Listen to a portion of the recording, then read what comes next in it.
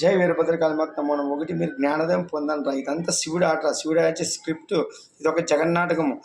ధర్మము అధర్మము, మంచి చెడు, దుష్టులు, దుర్మార్గులు, తర్వాత ధర్మాత్ములు అన్నీ ఇవన్నీ ప్రతి ఒక్క యుగంలో ఉంటాయి. ఇప్పుడు కలియుగంలో మనుషుల రూపంలో రాక్షసులు వచ్చేసినారు. ఏం లేదు, ఆశ, అంతులేని ఆశ, అత్యాశ అయిపోయింది. ఆశ ఉండాలి కానీ అత్యాశ కాకూడదు. ఇప్పుడు చూడు, దేవుడు అన్ని ఇచ్చినాడు కానీ ఇంకా ఏదో సాధించాలి, ఇంకా చేయాలనే పోయే దాంట్లో నాశనం అయిపోతున్నారు మనిషి.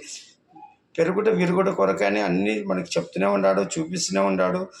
అత్యాశ, మళ్ళీ తర్వాత ఎదుటోళ్ళు నేనే అంత కావాలా, నేనే అనుభవించాలి 30 ఏళ్ళు అంటే ఏమి, ఇది అత్యాశ కదా.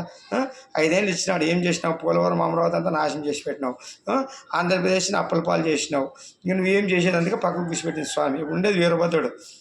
నీకు అడుక్కుండానికి వెంకటేశ్వర స్వామి కానీ ఆంజనేయ స్వామి కానీ శాంతమూర్తులేమో వీరభద్రుడు నారా తీస్తాడు. రప్పరప్ప కాదు, ఊచకోత కోస్తాడు వీరభద్రుడు. ఏమనుకో రప్పరప్ప అంటే ఏం రానైనా వీరభద్రుడిది యుగం ఇది.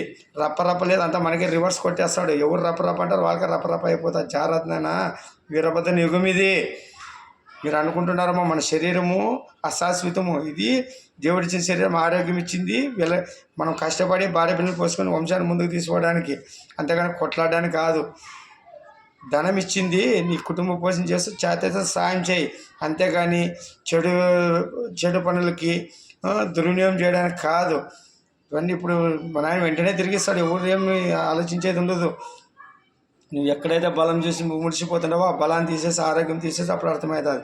ఏ డబ్బు చూసి ముడిచిపోతున్నావో వ్యాపారంలో కానీ నీకు వచ్చే ఆదాయంలో కొడితే అప్పుడు అర్థమవుతుంది. 2 దెబ్బలకి మనిషి కుప్పకూలిపోతాడు. ఆరోగ్యం తీసేస్తే డబ్బు తగ్గించి తీసేసి అప్పుడు తెలుస్తుంది. డబ్బు ఆరోగ్యం లేకుండా ఎట్లుంటాడు మన పరిస్థితి తెలుసు కదా.